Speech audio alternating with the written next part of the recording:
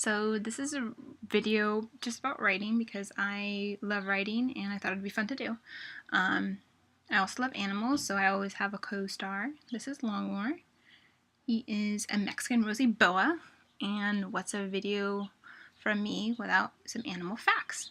Mexican rosy boas are native to the area of Southern California and a lot of other states too, and Mexico, obviously. He will probably not get much bigger than this. He's about 2.5, almost 3 feet. 3 feet is usually where they cap off, but he will never stop growing because reptiles never stop growing their whole lives. He may slow down, but he won't stop. I got him when I was 9 for my 10th birthday, so we've been together for 14 years. Please never kiss your snakes. They sometimes carry disease, so don't do that.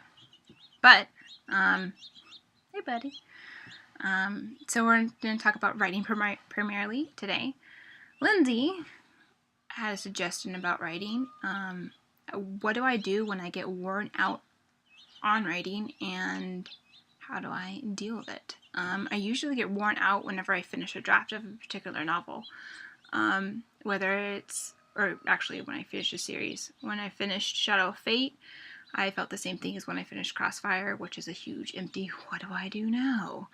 I usually don't like immediately going back to the same series after I complete it. And I fall into a slump where I don't know what to do. Usually at that point what I do is I read.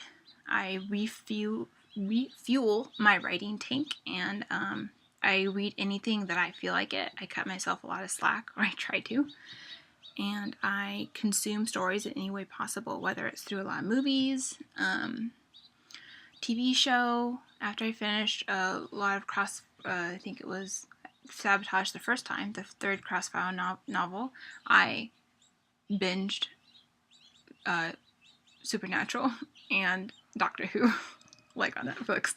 Just consumed as much stories as I could, and I drew a lot. A lot of people don't have that option though. Like if you're stuck and you don't feel like reading, or you don't feel like writing, obviously, or thinking of new ideas, it's hard, especially if you don't have a goal in mind. You hit what you aim for. So if you're not aiming for anything, it's kind of like, how do I get there? Usually in that case, I let myself kind of tinker around and play around with things like poetry.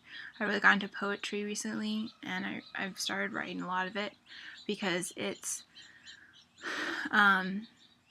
shorter, obviously, than novels or writing in general. Another thing that I try to do is come up with themes. They can be as simple as a long time ago I was writing the last battle in Shadow of Fate, and I was talking to Amanda, and I asked her, I was like, well, this battle, I don't want it to be like the other one, so what should I do? And she said, think of it like a tiger. So through the whole battle, I put elements of a tiger without saying a tiger. So like the swords cut like claws, and I mentioned teeth, and like, what do I think of when I think of tigers? I think of grace and ferocity, and just this power, and heavy, and just the weight of them, and fur and claws, and just ultimate power to me is a tiger. They get up to 600 pounds, and it can be as long as your family car. Fun facts. Anyway, so that kind of helped. If you think of what I do too, is even if you're not writing, you can start training yourself to write even when you don't have pen and paper or a computer, by breaking down your favorite things in whatever type of media you consume, whether it's TV, I'm going to say radio, that's kind of weird, TV, music, or movies, books, poems. Find what you like about them and then try to imitate it. Find your favorite themes. Do you like for me, I love stories where people who are not related come together and form a little family.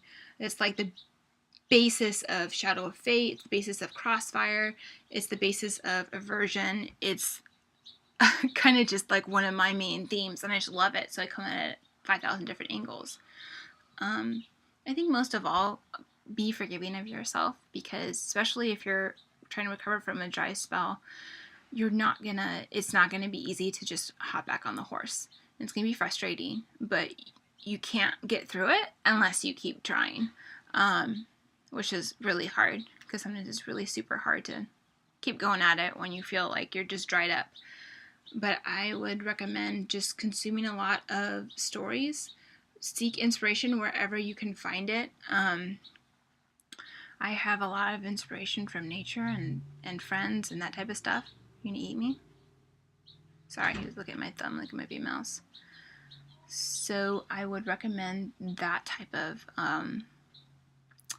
solution.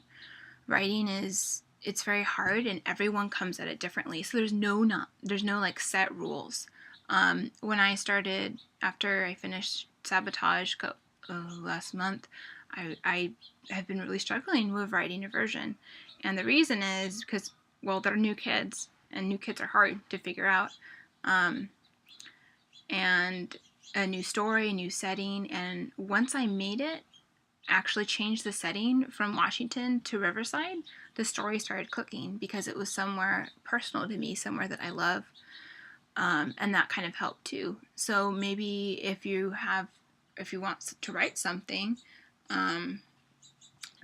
about like your area, put your character in your area, put Hex in Ohio or Washington for some strange reason, and just go with it.